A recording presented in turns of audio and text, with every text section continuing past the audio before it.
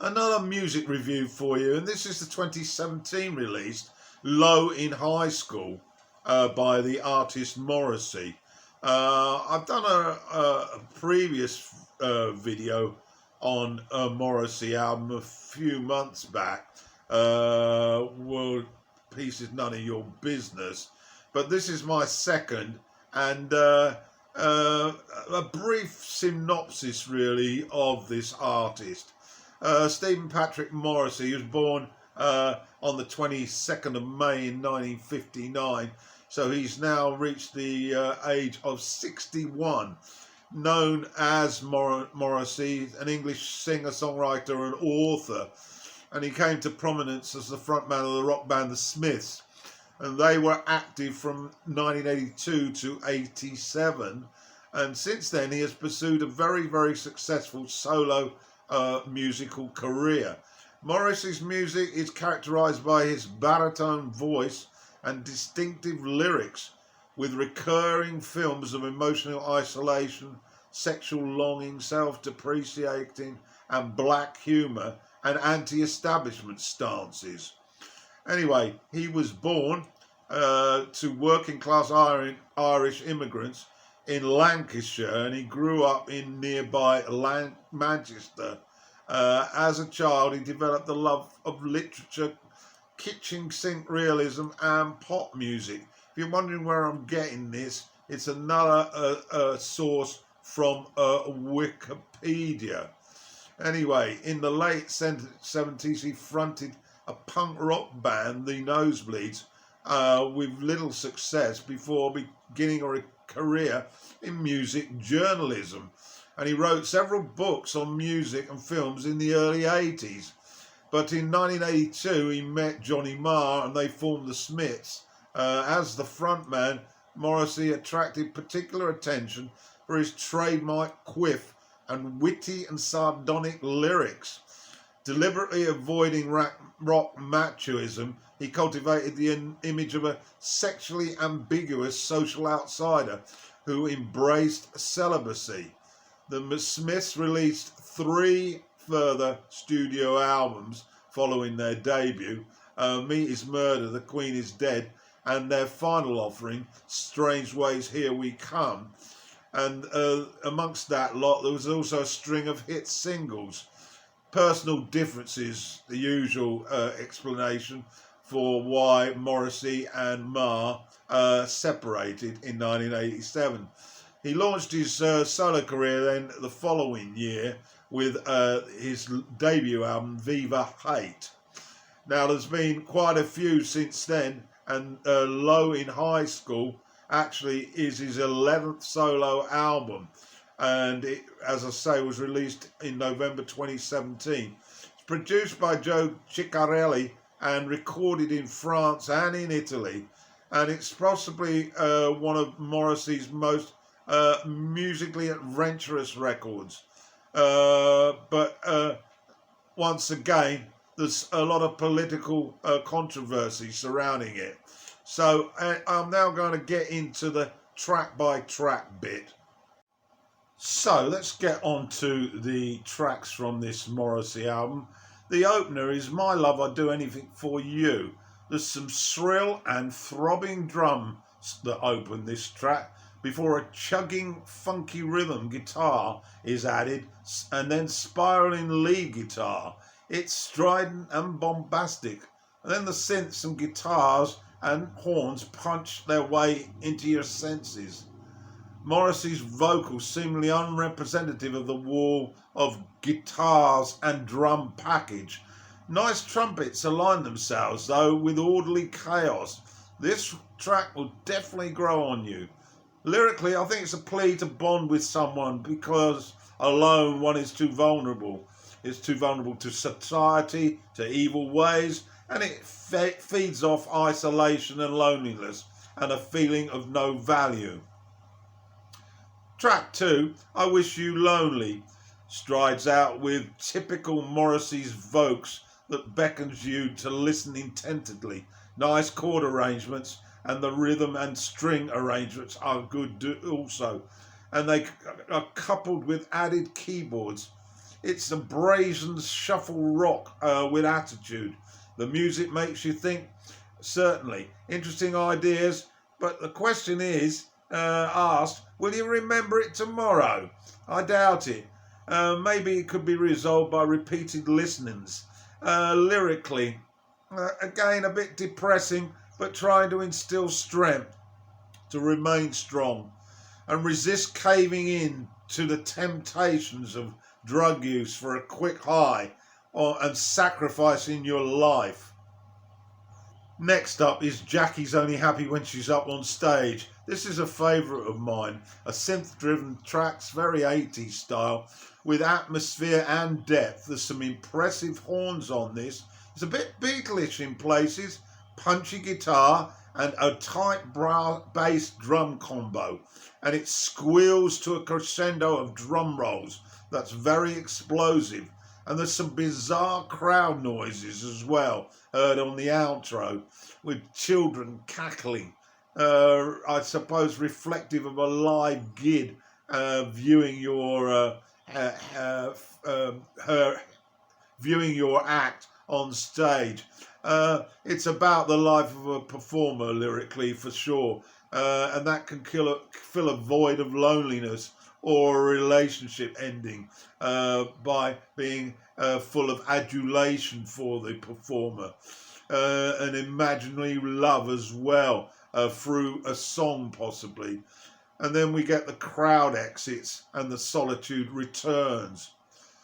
Track 4 is Home is a Question Mark.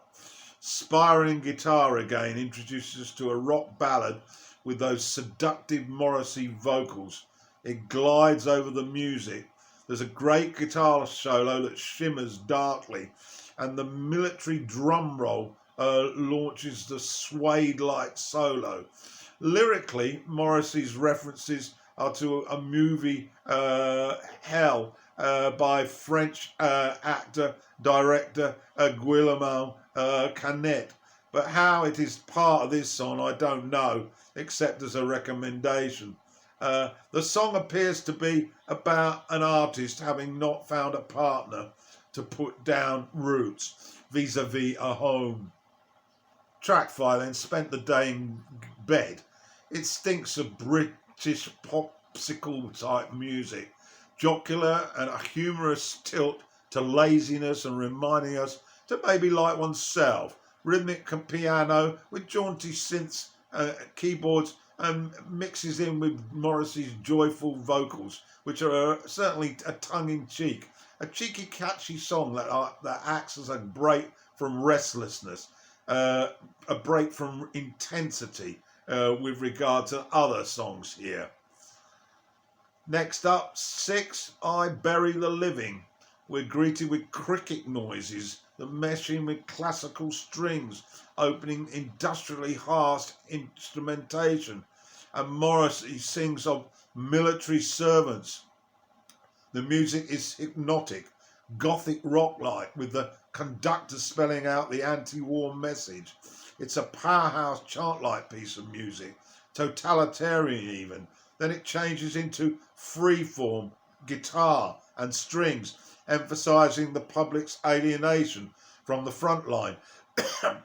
Spacey, weird vocals and a delectably played acoustic piece, followed by scary laughter in unison. Lyrically, it's an observation on how young men are brainwashed into the military, often as part of military service, and become trained killers who follow orders. It's a disturbing lyric, with psychosis being the therapy supplied through nationalism and honour. Track 7 is called In Your Lap. There's maybe a reference to the image of the cover on this, where we see a young boy outside Buckingham Palace with the slogan, Axe the Monarchy. Anyway, it's a beautiful piano vocal duet that creates a mood of freedom when the dictator falls. The solo piano shimmers a little as verse 2 arrives. It has an eeriness that takes over as security oppresses. Lyric is a message to get people's attention, inspire them to overcome adversity, politically as well. The state security apparatus always has some sinister thoughts on taking away your humanity. So have a close ally to strengthen your resolve, possibly with reference to that monarchy slogan. Next up is The Girl from Tel Aviv Who Wouldn't Kneel. Another political song, really. Great Latino rhythm, though, arrives with jazz touches. And then there's the delicate horns. It's a skippy bossa nova-like rhythm. And Morrissey's singing is gentle and caresses your ears. An ice accordion adds to the mood. And the exquisite finale with rolling piano. It's a definite standout on this set of songs. Lyrically, I think the song is admiring the Israeli defiance with Muslims surrounding them and with all the history of myth and belief that demands total obedience, and how this has fueled the Arabs even more to more and more machoism. I don't know if it could be interpreted as pro-Israeli or if it's just actually spelling out the reality of the situation. But it certainly has provoked a lot of controversy, this song. So to track 9, All the Young People Must Fall in Love. Yeah, well, claps and drums greet us on this chant-like song, and the guitar ignites like turning off over the starter motor. It's almost a sermon by Morrissey to youth to express themselves. Lyrically, a message to gather some meaning through love with a peer, so to countenance political oppression and all its depressing tales and forgettable people.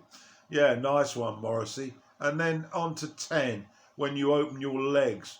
Interesting title. The music skips in like a jaunty foxtrot. Nice guitar sound though, and the horn arrangements, although sparse, are pleasant. It's replaced by a dainty piano alongside orchestral arrangements, and this develops into a serene dance towards sensuality. Again, some really nice spacey guitar to close. Lyrically, a story about loneliness, I think, at the end of a long night in a strange place, and questions about your sexual orientation, maybe. Who Will Protect Us from the Police is next. Brass smothers the intro with synth-driven rhythms. It's aggressive and has fluid lead guitar to boot. The pace quickens, accentuating power to the people. There's more politics in here, Venezuela, and Morrissey suggesting that believing media, believing your family may create false narrative. A dig at the US foreign policy regarding Venezuela. And the tack, Israel. Well, I guess this is probably more politics. It's got a dramatic, powerful sound which gives way to classical piano, duetting with Morrissey as the historical tale that he sings with purity and sensitivity. It's warlike, it's chant-like, it's march-like, repellent-like even, and the piano is spellbinding. Lyrically, it's a nod to the intrusion religion has on one's lives, a recognition, but hardly a praise, but a suggestion to love yourself, self-belief as a way forward, and reject indoctrination. So that's it. Morrissey's album, Low in High School. I have to say, the more I listen to this, the more I appreciate the talent and the creativity in it. It's definitely a one that you come back to, and you get a sense that every time you listen to it, you like it more. But it's been a slow starter.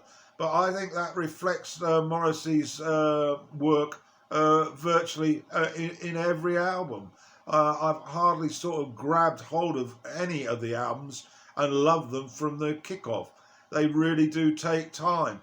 But I think this reflects on the maturation of him as an artist. He's got a very tight band here. They know what they're doing, and they are at times quite confronting in the sounds that they put together.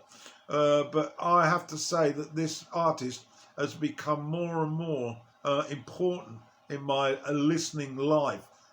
So I suggest you go and give this a listen. Low at High School by Morrissey.